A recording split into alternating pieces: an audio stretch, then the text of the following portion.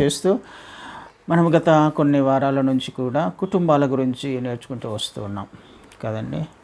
క్రైస్తవ కుటుంబాల పట్ల దేవుని ప్రణాళిక అనే అంశాన్ని తీసుకుంటూ అనేక అంశాలను నేర్చుకుంటూ వస్తున్నాం. కుటుంబ వ్యవస్థను దేవుడు ఏర్పాటు చేశాడు.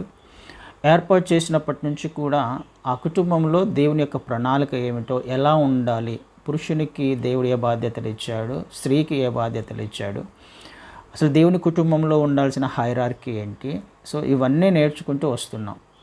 నేర్చుకుంటూ గత వారము లోతు కుటుంబంలో జరిగిన సంఘటనలు, ఒక ఇంటి యజమాని సరైన నిర్ణయం తీసుకోకపోతే, దేవుని చిత్తానుసార ప్రకారమైన నిర్ణయం తీసుకోకపోతే ఆ కుటుంబము ఏ విధంగా భ్రష్టు పట్టిపోతుందో మనం నేర్చుకునే ప్రయత్నం చేశాం.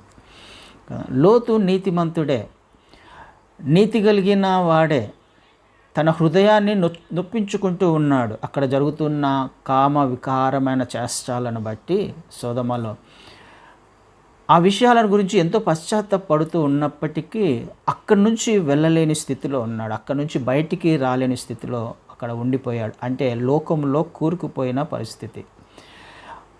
తీసుకోవలసిన సమయంలో తీసుకోకూడని నిర్ణయం తీసుకుంటే మన చేతిలో ఇక ఏమీ ఉండదు. లోకం ఏ విధంగా అయితే మనల్ని లాగివేస్తుందో ఈడ్చుకుపోతుంది యాక్చువల్గా కదా, మన ఆధీనంలో మనం ఉండం. ఆ విధమైన స్థితిలో లోతు కుటుంబం ఉంది. భార్య ఏ స్థితిలోకి వెళ్ళిందో, పిల్లలు ఎలాంటి భ్రష్టత్వంలోకి వెళ్ళారో మనం చూసాం కదా. వారి ద్వారా మోయాబీలు, అమ్మోనీయులు పుట్టినట్టుగా కూడా మనము అక్కడ చూసాం. అంటే ఒక యజమాని, ఇంటి యజమాని పట్ల దేవునికి ఉన్న ప్రణాళిక ఏ విధంగా ఉందో, ఎలా ప్రవర్తించాలో అని మనం నేర్చుకుంటూ వస్తున్నాం.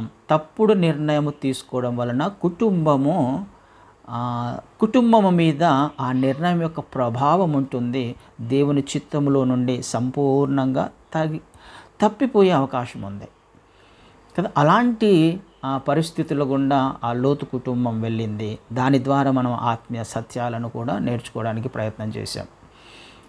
అయితే ఈరోజు ఒక కుటుంబం గురించి నేర్చుకోవడానికి ప్రయత్నం చేద్దాం. ఆ కుటుంబంలో ఇంటి యజమాని సరి అయిన నిర్ణయం తీసుకుంటే ఏమవుతుంది కదా. ఇంటి యజమాని సరి అయిన నిర్ణయం తీసుకోకపోతే, దేవుని చిత్తానుసార ప్రకారమైన నిర్ణయం తీసుకోకపోతే ఏం జరుగుతుందో లోతు కుటుంబం ద్వారా చూస్తే, ఒక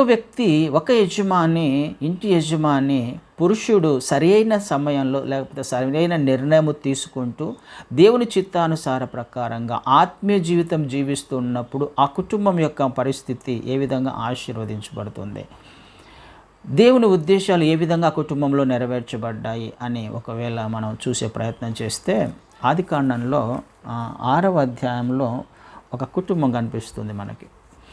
ఆదికాండం 6వ అధ్యాయంలో ఉన్న పరిస్థితులను అన్నిటినీ ఒకసారి జ్ఞాపకం చేసుకుంటే 6వ అధ్యాయంలో మాత్రమే, అంటే 5 అధ్యాయాలు అయిపోయిన తర్వాత 6వ అధ్యాయానికి వచ్చినప్పటికీ కేవలం 6వ అధ్యాయానికి వచ్చేసరికి మనిషి యొక్క జీవితం ఎలా ఉంది అని అంటే, దేవునికి విసుగు పుట్టించేంతగా మనిషి ప్రవర్తన ఉంది అని చూస్తాం. అక్కడ 6వ అధ్యాయము 6వ వచనం నుంచి చూస్తే, తాను భూమి మీద నరులను చేసినందుకు యెహోవా సంతాపము నొంది తన హృదయములో నొచ్చుకొనెను.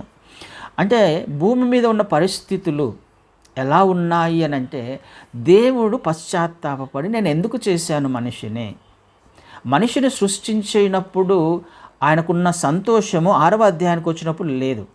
ఆదాము అవ్వలను చేసినప్పుడు ప్రతిరోజు కూడా మంచిదిగా దేవుడు చూశాడు. కానీ 6వ అధ్యాయానికి వచ్చేసరికి దేవుడు హృదయంలో నొచ్చుకుంటున్నాడు, నేను నరుణ్ణి ఎందుకు చేశాను, పశ్చాత్తాపడుతున్నాడు. అంటే అంత భయంకరమైన స్థితిలోకి మనిషి వెళ్ళినట్టుగా చూస్తూ ఉన్నాం కదండి. భూమి అంతా కూడా పాపము చేత నింపబడింది. దేవుడు చివరికి ఏ నిర్ణయం తీసుకోవాల్సి వచ్చింది అని అంటే, సకల జీవరాశులను మనిషితో పాటుగా నాశనం చేయడానికి నిర్ణయం తీసేసుకున్నాడు కదా. నిర్ణయం తీసుకున్నాడు, ఇక భూమి మీద మనిషిని తుడిచివేస్తాను. ఆ మాటలు చూస్తాం కిందికి వచ్చినప్పుడు. నేను ఆకాశపక్షి భూమి 7వ వచనం చివరిలో నేను తుడిచివేయుదును భూమి మీద ఉండకుండా తుడిచివేయుదును అని చూస్తున్నాం. అంటే ఆ మాట నిర్ణయం తీసేసుకున్నాడు. అంత భయంకరమైన స్థితిలో పాపపు జీవితం జీవిస్తున్న మనుషుల మధ్యలో ఒక్క వ్యక్తి 8వ వచనాన్ని చూస్తే, అయితే నోవహు యెహోవా దృష్టి యందు కృప పొందినవాడాయను. అయితే ఇంత భయంకరమైన పరిస్థితులు ఉంటున్నప్పుడు దేవుడే నిర్ణయం తీసుకున్నాడు. దేవునికే విసుగొచ్చేసింది. అందరినీ తుడిచివేయాలనుకున్న ఆ సమయంలో ఒక్క వ్యక్తే కనిపించాడు. ఒకే ఒక వ్యక్తి. నోవహు దేవుని దృష్టికి ఎలా ఉన్నాడనంట? కృప పొందినవాడాయను. ఎంత అద్భుతమైన మాట కదండి. ఒక్క వ్యక్తి దేవునికి నచ్చాడు. ఒక్క వ్యక్తి వలన దేవుని హృదయము సంతోషించింది. ఒక్క వ్యక్తి జీవితంలో దేవుని కృప పొందుకున్నాడు. తన తరము వారందరిలో కిందికి వచ్చినప్పుడు నోవహు వంశాలు ఇదే. నోవహు నీతిపరుడును తన తరములో నిందారహితుడునై ఉండెను. ఎందుకు కృప పొందినవాడాయను?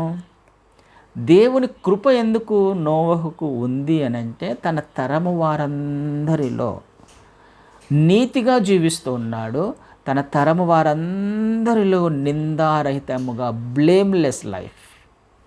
ఎంత అద్భుతమైన మాట, ఎంత అద్భుతమైన ఆత్మీయ జీవితం. అప్పటికప్పుడు వచ్చింది కాదు అది. జీవిస్తూ ఉన్న నిందారహితంగా జీవించాడు. తన లైఫ్ స్టైల్ అది, తన జీవిత విధానం అది. నోవహు ఒక్కడే దేవుని చిత్త ప్రకారము జీవించడం వలన దేవుని నిర్ణయాలను అంగీకరించి, ఒకసారి ఆలోచించేద్దాం, ఆ టైంలో ధర్మశాస్త్రం ఉందా? క్రీస్తు వారు వచ్చారా? లేకపోతే ఏమున్నాయని నోవహు గారు అంత యథార్థంగా జీవించే ప్రయత్నం చేశాడు కదండి. మనస్సాక్షి ఆయనను ఖండించలేకపోయింది. అంటే తన మనస్సాక్షికి వ్యతిరేకంగా ఏ పనులు చేయలేకపోయాడు కదా. దేవుడు హృదయాన్ని చేశాడు.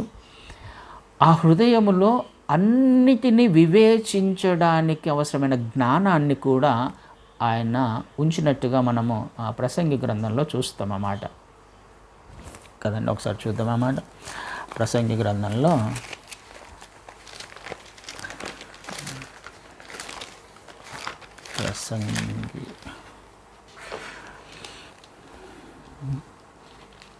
ప్రసంగి గ్రంథము 3వ అధ్యాయంలో 11వ వచనాన్ని చదువుతాను నేను. దేని కాలమునందు అది చక్కగా నుండున్నట్లు సమస్తమును ఆయన నియమించి ఉన్నాడు. ఆయన శాశ్వత కాల జ్ఞానమును సకల జ్ఞానమును నరుల హృదయమందుంచున్నాడు. కానీ దేవుడు చేయు క్రియలను పరిశీలనగా తెలుసుకొనుటకు అది చాలదు. కానీ శాశ్వత కాల జ్ఞానమును నరుల హృదయములో ఉంచున్నాడు. హృదయమును దేవుని చిత్తము తెలుసుకోవడానికి, దేవుని హృదయాన్ని తెలుసుకోవడానికి జ్ఞానాన్ని ఆయన ఇచ్చి ఉన్నాడు ముందుగానే. అయితే తెలుసుకోవడానికి ప్రయత్నం చేయట్లా మనిషి కదండి. దేవుని ఉద్దేశం ఏంటి? దేవుని చిత్తం తెలుసుకోవాలి, ఎందుకు తను సృష్టించబడ్డాడో, తన యొక్క పాత్ర ఏమిటో, ఈ లోకంలోకి వచ్చిన తర్వాత ఏం చేయాలో గ్రహించాల్సిన బాధ్యత ప్రతి వ్యక్తికి ఉంది. ఆ జ్ఞానాన్ని దేవుడు ఇచ్చాడు, ముందుగానే ఇచ్చాడు. కానీ గ్రహించలేని స్థితిలో మనిషి ఉండిపోయాడు, అర్థం చేసుకోలేని స్థితిలో మనిషి ఉండిపోయాడు. కానీ ఈ అవకాశము నోవహు గారు సద్వినియోగం చేసుకున్నారు. తన హృదయము తనను నిందారోపణ చేయకుండా బ్లేమ్లెస్గా జీవిస్తూ నీతిగా జీవించడం నేర్చుకున్నాడు. నీతిగా తనొక్కడే జీవించాడా అండి? ఎంతమంది ఉన్నారు కుటుంబంలో? 8 మంది ఉన్నారు. ఎంతమంది తన కుటుంబాన్ని రక్షించుకోగలిగిన స్థితి? నోవహు ఒక్కడి ఆత్మీయ జీవితం వలన, నీతిగా జీవించడానికి నిర్ణయము తీసుకోవడం వలన, యథార్థంగా జీవించడానికి తీసుకున్న నిర్ణయము నోవహుకు కుటుంబాన్ని రక్షించింది కదండి. భూమి అంతా పాపం చేత నింపబడింది. ఏ ఒక్క మనిషి కూడా దేవుని దృష్టికి అంగీకారయోగ్యంగా జీవించట్లేదు. ఒక్క ఒక్క నోవహు మాత్రమే దేవుని చిత్త ప్రకారము యథార్థంగా నీతిగా జీవిస్తూ కనిపించేసరికి ఆయన సంతోషించాడు. అందుకనే ఇక నేను ఈ వ్యక్తి ద్వారా, ఈ కుటుంబం ద్వారా తిరిగి సృష్టిని చేస్తాను అనుకున్నాడు కదా. ఆదాము ద్వారా వచ్చిన సృష్టి అంతా మొత్తం నాశనం అయిపోయింది కదా. తర్వాత మళ్ళీ నోవహు ద్వారా సమస్తాన్ని ఆయన చేసినట్టుగా చూస్తున్నాం. ఎలా సాధ్యమైంది? ఆ ఇంటి యజమాని తీసుకున్న నిర్ణయం, జీవించిన జీవితం కదండి. ఇది మనం అర్థం చేసుకోవడానికి ప్రయత్నం చేయాలి. ఎలా ఉండాలి ఒక ఇంటిలో పురుషుడు, ఎలా ఉండాలి, ఏ విధమైన జీవితం జీవించాలి, ఏ నిర్ణయం తీసుకోవాలి.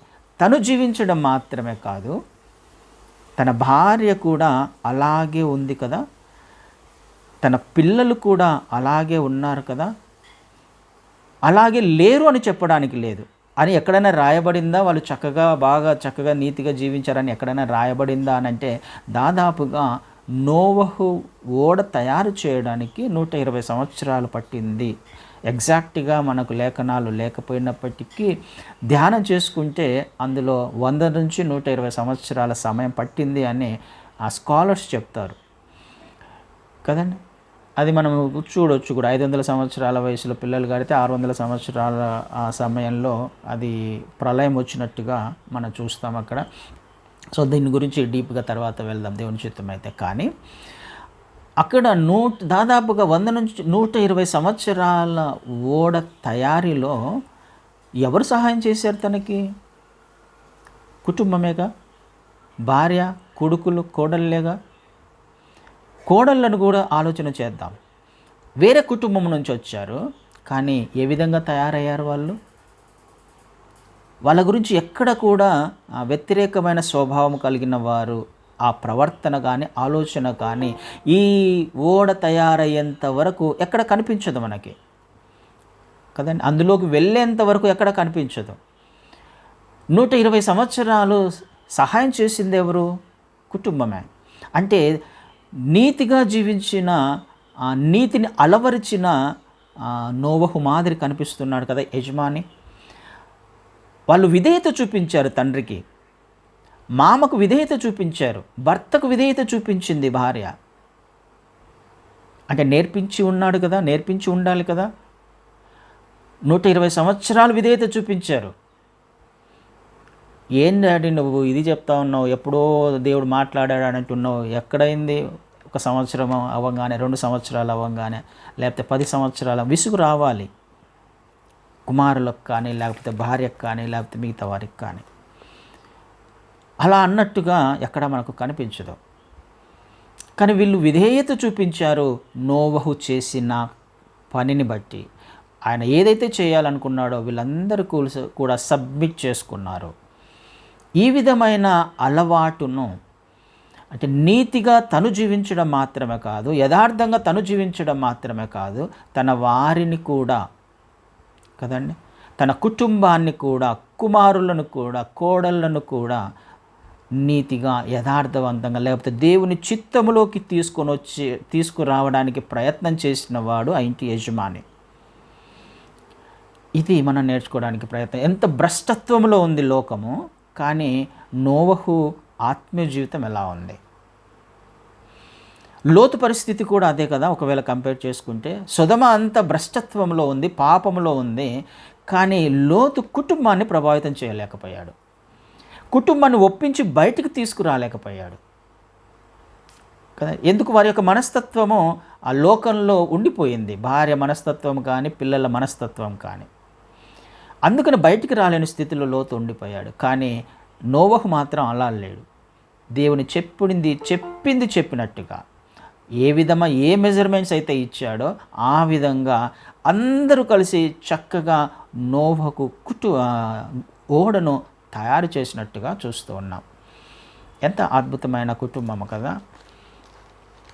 ఇది మనం నేర్చుకోవడానికి ప్రయత్నం చేయాలి. హెబ్రీలకు రాసిన పత్రికలో ఆయన ఒక మాట రాస్తారు పౌలు గారు 11వ అధ్యాయంలో. హెబ్రీలకు రాసిన పత్రిక 11వ అధ్యాయంలో నోవహు గురించి లోకము మీద నేరస్థాపన చేశాడు అన్న మాటను చూస్తాం అక్కడ 11వ అధ్యాయంలో.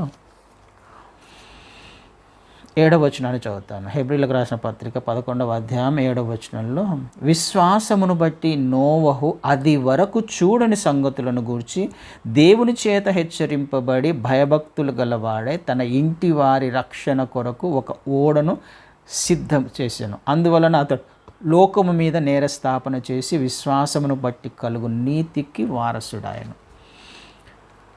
తన ఇంటి వారి రక్షణ కొరకు ఒక ఓడను సిద్ధం చేశాడు. ఎంత అద్భుతమైన మాట! ఎవరి రక్షణ కొరకు? యజమాని ఏం చేయాలి? పురుషుడు ఏం చేయాలి? ఏంటి బాధ్యత తనది? ఇంటి వారి రక్షణ కొరకు సిద్ధపరచవలసిన పనులున్నాయి.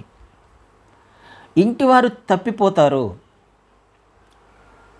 యజమానినే ఇంటి వారిలో లేకపోతే ఇంట్లో ఒక మాదిరికరమైన నీతివంతమైన యథార్థమైన జీవితం లేకపోతే ఇంటివారు రక్షించబడలేరు కదండి. ఇంటివారి రక్షణ కొరకు దేవుని చిత్తానికి విధేయత చూపిస్తూ 120 సంవత్సరాలు ఆయన కష్టపడ్డాడు. తన కుటుంబం రక్షించబడాలి, లేకపోతే కొట్టుకుపోతారు జల ప్రవాహంలో, ఈ లోక ప్రవాహంలో కొట్టుకుపోతారు కదండి. ఇది యజమాని చేయాల్సిన పని. తీసుకున్న నిర్ణయానికి కట్టుబడి జీవించే జీవితం, ఇది మనం నేర్చుకోవాల్సిన అవసరం ఖచ్చితంగా ఉంది. లోకమంతా ఎలాగన్నా ఉన్నాను, నేను మాత్రం ఎలా ఉండను. నేను ఇలాగే నా దేవుని చిత్తంలో జీవిస్తాను. ఎంత కష్టం వచ్చినా, ఎంత సమయం పట్టినా కదా. తనకు విసుగు రాలేదు, కుటుంబానికి విసుగు రాలేదు. దేవుడు చెప్పినట్టుగా చేసుకుంటూ వెళ్ళారు. ఇది ఒక కమిటెడ్ లైఫ్ కదండి. క్రైస్తవ జీవితం అనేది అంగీకరించిన తర్వాత మన ఇష్ట ప్రకారం ఒక్కసారి అంగీకరించానులే, ఇక తర్వాత మన ఇష్టం మనకు కుదరదు. క్రైస్తవ్యంలో అది ఎట్టి పరిస్థితుల్లో కుదరదు. అంగీకరించామా కాడి మీద చేయి పెట్టినట్టే కదండి, ముందుకు వెళ్ళాల్సిందే. ఎక్కడ కాంప్రమైజ్ కావడానికి వీల్లేదు. ఇలా ఆత్మీయ జీవితం జీవించిన వ్యక్తి నోవహు తన కుటుంబాన్ని రక్షించుకున్నట్టుగా చూస్తున్నాం కదా. మొత్తం నాశనం అయిపోయింది, సృష్టి అంతా పోయింది. ఎక్కడి నుంచి మొదలైంది? యాక్చువల్గా మళ్ళీ నోవహు నుంచి మళ్ళీ తర్వాత తరాలన్నీ వచ్చినట్టుగా చూస్తున్నాం. తను రక్షించబడడం కాదు, తన కుటుంబాన్ని రక్షించుకోవడం కాదు, తర్వాత నూతన సృష్టికి కూడా ఆరంభమయ్యాడు నోవహు గారు. కొత్త సృష్టి జరగడానికి ఆరంభం ఏ విధంగా సాధ్యమైంది?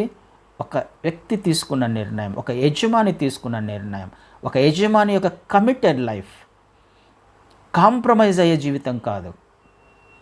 తర్వాత తప్పిపోయిన స్థితి మనం తర్వాత చూస్తాం, తర్వాత నేర్చుకుందాం దాని యొక్క ఆత్మీయ పాఠాలను కూడా కదా. ఆలోచన చేయడానికి ప్రయత్నం చేద్దాం. ఒక వ్యక్తి యజమాని ఏ విధమైన నిర్ణయం తీసుకుంటే కుటుంబం రక్షించబడుతుంది? నేర్చుకోవాలి, ఖచ్చితంగా నేర్చుకోవాలి. తీసుకోకపోతే ఏ విధమైన పరిస్థితులు వస్తాయి అది కూడా నేర్చుకోవాలి. ఎందుకు మనకు లేఖనాలలో వీరి గురించి రాయించాడు? మన కొరకే దుష్టాంతరములుగా ఉన్నాయి, మన కొరకే, మన సరి చేసుకోవడానికే కదా. వారి జీవితాన్ని బట్టి మనం నేర్చుకోవాల్సిన ఆత్మీయ సత్యాలు ఉన్నాయి. ఈ కుటుంబాన్ని బట్టి మనం నేర్చుకోవాల్సిన ఆత్మీయ సత్యాలు ఉన్నాయి.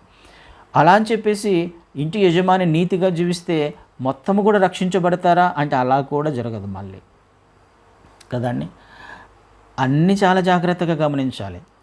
యజమాని అక్కడ లోతు నీతిగానే ఉన్నాడు, కానీ కుటుంబాన్ని రక్షించుకోలేకపోయాడు. ఇక్కడ నీతిగా ఉన్నాడు నోవహు గారు, కుటుంబాన్ని రక్షించుకోగలిగాడు.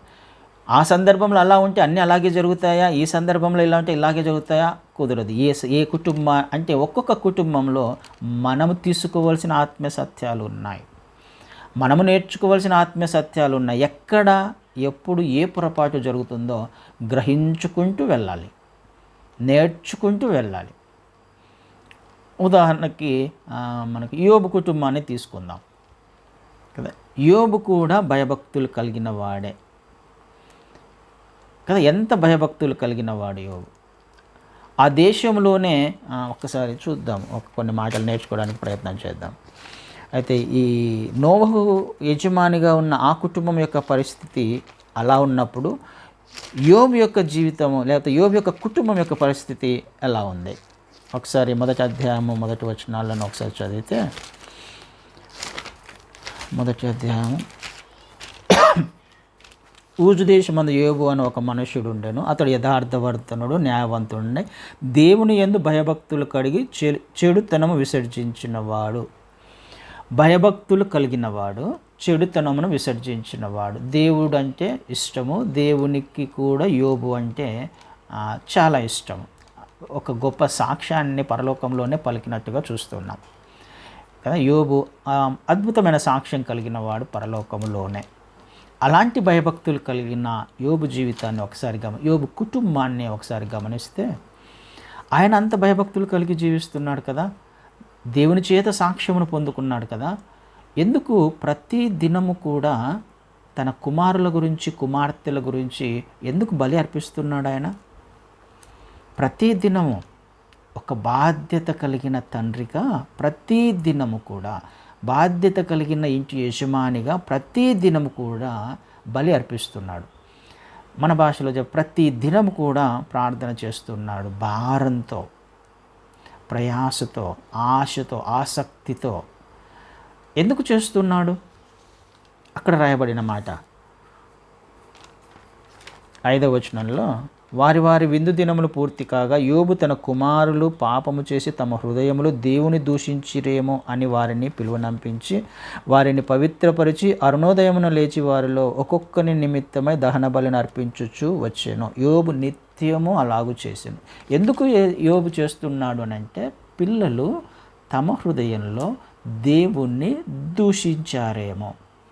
ఎందుకు వచ్చింది యోబుకు అనుమానం? ఎందుకు వచ్చింది యోబుకు అనుమానం? పిల్లలు దూషించి ఉంటారని, దేవునికి వ్యతిరేకంగా జీవించి ఉంటారని. దూషించారంటే అర్థం ఏంటి? దేవుని చిత్తంలో లేని వారనే కదా. దేవుణ్ణి దూషించారు, దేవుణ్ణి అంగీకరించని వారు. దేవునికి దూరంగా జీవిస్తారేమో, దేవునికి దూరంగా వెళ్తారేమో. ఎందుకు అనిపించింది అలా యోబుకి కదని ఆలోచన చేయాలి. యజమానికి భయభక్తులు ఉన్నాయి దేవుని పట్ల. యజమానుడు దేవుడు అంటే ఎంతో భయభక్తులు కలిగి పిల్లల గురించి ప్రార్థన చేస్తున్నాడు. ఎందుకు అలా చేయాల్సి వచ్చింది? 13వ వచనాన్ని ఒకసారి చదువుతాను. ఒక దినమున యోబు కుమారులను కుమార్తెలను తమ అన్న ఇంట భోజనము చేయుచు ద్రాక్షరసము పానము చేయుచుండగా ఒక దూత అతని యొద్దకు వచ్చి భోంచేస్తూ ద్రాక్షరసము పానం చేస్తూ, అంటే వాళ్ళకు ప్రతిరోజు కూడా భోజనం చేయడము, ద్రాక్షరసం తాగడం, అంటే వాళ్ళు ప్రతిరోజును ఎంజాయ్ చేస్తూ ఉన్నారు కదా. ఆయన ప్రతిరోజు ప్రార్థన చేస్తున్నాడు వాళ్ళ తండ్రి, కానీ పిల్లలు మాత్రం ప్రతిరోజు ఎంజాయ్ చేస్తున్నారు. ఒక్కొక్కరింట్లో ఒక్కొక్క రోజు ఒక్కొక్కరింట్లో అందరు గ్యాదర్ అయితే తింటున్నారు, తాగుతున్నారు. అంటే వీరికి దేవుని పట్ల భయభక్తులు ఉన్నాయా కదండి? వాళ్ళను అలా పెంచలేకపోయాడు. మరి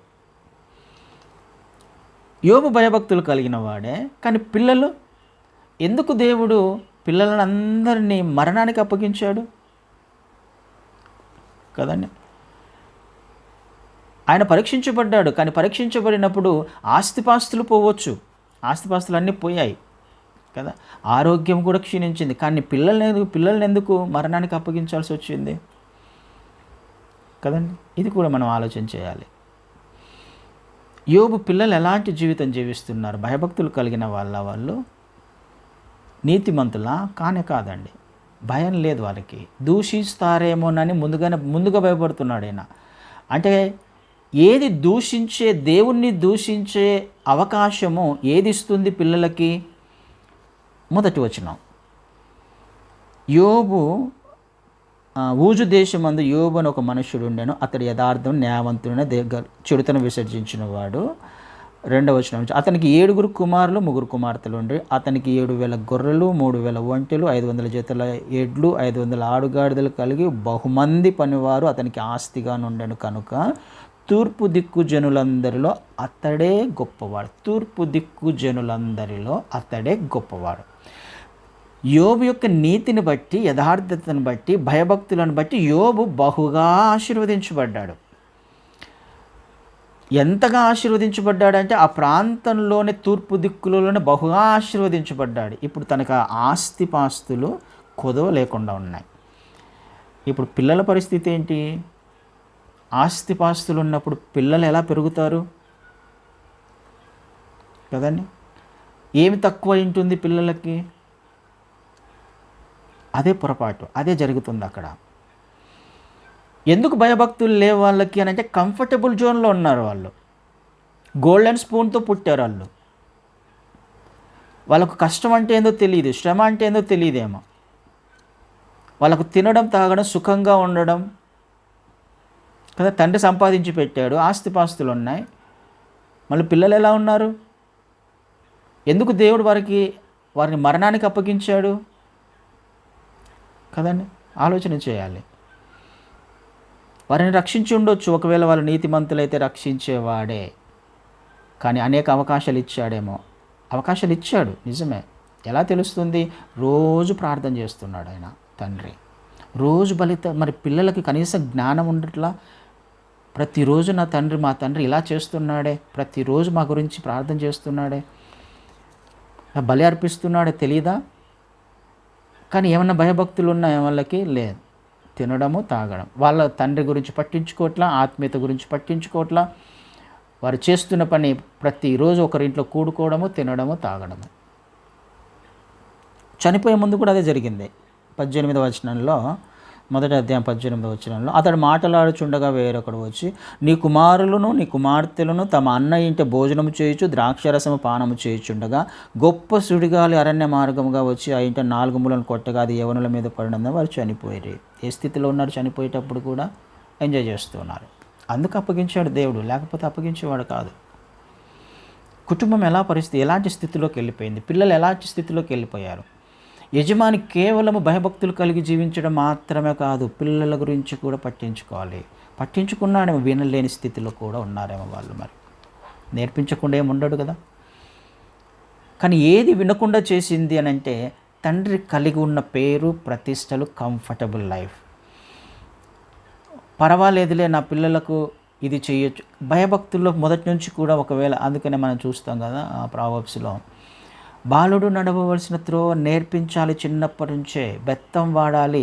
ఎంత ఆస్తిపాస్తులున్నా, కంఫర్టబుల్ లైఫ్ ఉన్నా పిల్లలను చిన్నప్పటి నుంచే బెత్తం వాడాలి. అలా వాడలేదేమో మరి యోబు గారు. ఉంది కాబట్టి కావలసినదంతా కొనిచ్చుకుంటూ వెళ్ళాడేమో కదా. అనేక పరిస్థితులను మనం చూస్తుంటాం. అనేక తల్లిదండ్రులు చేస్తున్న పొరపాటు కూడా అదే. పిల్లలకు కావాల్సినంతా కొనిచ్చేస్తూ ఉంటాం. కార్లు కొనిస్తూ ఉంటారు, బైకులు కొనిస్తూ ఉంటారు. యాక్సిడెంట్లో మరణించిన వాళ్ళు ఎంతమంది ఉన్నారు కదండి. సంపాదిస్తున్నారు తల్లిదండ్రులు. ఎవరి కొరకు? పిల్లల కొరకు. పిల్లల కొరకు ఆస్తిపాస్తులు కాదు సంపాదించాలి, దేవుని పట్ల భయభక్తులు కదండి. ఆస్తిపాస్తులు ఉన్నాయి, రక్షించుకోగలిగాడా? భయభక్తులు ఉన్నాయి, రక్షించుకోగలిగాడా యోబు పిల్లల్ని? అందుకనే ప్రతి కుటుంబం గురించి కూడా నేర్చుకుంటున్నప్పుడు ఒక్కొక్క ఆత్మీయ సత్యము మనం నేర్చుకోవాల్సిన అవసరం ఉంది. ఒక్కొక్క రకంగా దేవుడు మాట్లాడుతూ ఉంటాడు. వాళ్ళందరూ మరణించారు, కానీ భార్య ఏమైనా చక్కగా ఉందా? భార్య పరిస్థితి ఏంటి? 2వ అధ్యాయంకి వచ్చేసరికి 9వ వచనంలో, అతని భార్య వచ్చి, నీవు ఇకను యథార్థతను వదలకయుందువా, దేవుని దూషించి మరణం కమ్ము. ఏం మాటలా? దేవుణ్ణి దూషించి మరణం కమ్ము. అంటే అప్పటి వరకు భార్య యొక్క మనస్తత్వం బయటికి రాలా. ఎప్పుడు బయటకు వచ్చింది? కష్టం వచ్చినప్పుడు. దేవుడు ఆశీర్వదిస్తున్నంతసేపు దేవుడు గొప్పవాడు, దేవుడు కనికరం గలవాడు, దేవుడు ఆత్మీయత హై లెవెల్లో ఉంటుంది. ఆశీర్వాదాలు పొందుకుంటున్నంత వరకు మనకంటే ఆత్మీయులు ఎవరు ఉండరన్నట్టుగా ప్రవర్తించింది యోబు భార్య. ఎప్పుడైతే యోబుకు, తనకు కష్టం రాల, కానీ యోబుకు కష్టం వచ్చింది, ఆ కష్టాన్ని చూసి ఏమని మాట్లాడుతుంది? ఇంకా దూషించి, ఇంకేం, ఎందుకు బతుకుతున్నావు నువ్వు, ఎందుకు బతుకున్నావు, నీ దేవుడు ఏం చేశాడు నీకు? దేవుణ్ణి దూషించి మరణం కమ్ము. అంటే వారి ప్రవర్తన ఎలా ఉందో, పిల్లలు చనిపోయారు నిజమే, కానీ వాళ్ళ ప్రవర్తన, వాళ్ళని మార్చడానికి ఎప్పుడు మాట్లాడలేదేమో మరి యోబు భార్య. పిల్లల గురించి ఎప్పుడు మాట్లాడాల, సరిచేసే ప్రయత్నం చేయాల. యోబు చేస్తూ ఉన్నారు, ప్రార్థనలు చేస్తూ ఉన్నాడు. మరి భార్య చేసిందో లేదో తెలియదు. కష్టం వచ్చేసరికి సుఖంగా ఉన్నంత వరకు బాగానే ఉన్నాడు, అంతా హ్యాపీ. కానీ చిన్న శ్రమ వచ్చేసరికి దేవుణ్ణి దూషించేసేయి, ఇక చచ్చిపో, నువ్వు ఎందుకున్నావు, ఎందుకు బతుకున్నావు. కానీ ఏమని మాట్లాడుతున్నారు యోబు గారు? ఆశీర్వాదాలైనా మనం పొందుకోవాల్సింది ఆయన నుంచి, శ్రమలు పొందుకోకూడదా? ఆశీర్వదించినప్పుడు ఆయన ఎందుకు నన్ను ఆశీర్వదిస్తున్నావు అని అనలేదే. కష్టం వచ్చినప్పుడు నాకు ఎందుకు కష్టం తీసుకొచ్చావని క్వశ్చన్ చేస్తూ ఉన్నాం. బాగున్నంతసేపు దేవుని వద్దకు రాలేకపోయామే, భయభక్తులు కలిగి జీవితం జీవించలేకపోయామే, కష్టం వచ్చినప్పుడే కదండి అది జరుగుతుంది. ఏది ఒక వ్యక్తిని లేకపోతే కుటుంబాన్ని దూరం చేస్తుంది దేవుడి నుంచి అని అంటే కంఫర్టబుల్ లైఫ్ కూడా. పిల్లల్ని దూరం చేసింది. ఇది కూడా నేర్పించాలి ఇంటి యజమాని. కుటుంబానికి లేకపోతే పిల్లలకి నేర్పించాల్సింది దేవుని యందు భయభక్తులు. లోతు చేయలేకపోయాడు, నోవహు చేశాడు. యోబు చేయలేకపోయాడు కదండి. ఆలోచన చేయడానికి ప్రయత్నం చేద్దాం. ఒక ఇంటి యజమాని తీసుకునే నిర్ణయము కుటుంబం యొక్క ఆత్మీయ జీవితము. ఆత్మీయ జీవితం లోకానుసారమైన జీవితంగా, లోకంలో స్టేటస్ కాదు. ఇది ఒక రోజు ఉంటుంది, ఇంకొక రోజు ఉండదు. ఇది అశాశ్వతమైనదే. కానీ శాశ్వతమైన లోకంలో నివాసం చేయడానికి నోవహు తీసుకున్న నిర్ణయం, నా కుటుంబాన్ని నేను రక్షించుకోవాలి, నా కుటుంబం కొరకు దేవుని చిత్త ప్రకారం ఓడను నేను సిద్ధపరచాలి కదా. ఆ కమిట్మెంట్ అలా వచ్చిందేమో. నా పిల్లలను నేను రక్షించుకోవాలి, నా కుటుంబాన్ని రక్షించుకోవాలని ఆ కమిట్మెంట్ ఉంది కాబట్టి ఎక్కడ నశించిపోతారో దేవుడు చెప్పాడు, లోకం మీదకి తీర్పు రాబోతుంది, అలాంటి తీర్పు నా కుటుంబానికి, నా పిల్లల మీదకి రాకూడదనే ఒక కమిట్మెంట్ తనకు వచ్చిందేమో. ప్రతిరోజు కూడా దానిని జ్ఞాపకం చేసుకుంటున్నాడు కావచ్చు. ఎక్కడ కూడా రాజీ లేని, కాంప్రమైజ్ కానీ, నిస్సహాయ స్థితిలోకి వెళ్ళని గత కమిటెడ్ లైఫ్ని మనకి నోవహు జీవించినట్టుగా తన కుటుంబ రక్షణ కొరకు ఈ కమిట్మెంట్ ఉండాలి యజమానికి. దేవునితో సంబంధము, దేవుని చిత్తంలో జీవించడము కదండి. ఇది నేర్చుకోకపోతే మన ఆత్మీయ జీవితమే కాదు, మన కుటుంబ జీవితం కూడా పాడైపోతుంది. దేవుని చిత్తంలో నుండి తప్పిపోయే అవకాశం ఉంది. ఆలోచన చేయడానికి ప్రయత్నం చేద్దాం. అనేక కుటుంబాల గురించి రాయించాడు. ఊరికి ఒక్కొక్కరు వ్యక్తి గురించి మనం అలా చూస్తామేమో, కానీ కుటుంబ గురించి ఆలోచన చేసినప్పుడు అనేక ఆత్మీయ సత్యాలు ఉంటాయి అందులో. ఆత్మీయ జీవితము లైట్గా తీసుకునేది కాదు, క్యాజువల్గా తీసుకునేది కాదు. క్రీస్తును వెంబడించడానికి నిర్ణయం తీసుకున్నావంటే మన ఇష్టం ఉండకూడదు అక్కడ. ఇక మన చిత్తం ఉండకూడదు, మన ఆలోచనలు ఉండకూడదు. లేఖనాలు ఏం సెలవిస్తున్నాయి? ఆ కుటుంబం గురించి దేవుడు ఏ విధంగా నిర్ణయం తీసుకున్నా, లేకపోతే ఏ విధంగా ఆశీర్వదించాడు, లేకపోతే కుటుంబానికి ఏ విధమైన తీర్పులు వచ్చాయి, ఇది గమనించుకుంటూ అలా ఉండకుండా జీవించే ప్రయత్నం చేయాలి. తీర్పు నుంచి తప్పించుకోవాలి. ఆశీర్వదించబడాలంటే ఏం చేయాలి? నేర్చుకుంటూ వెళ్ళాలి.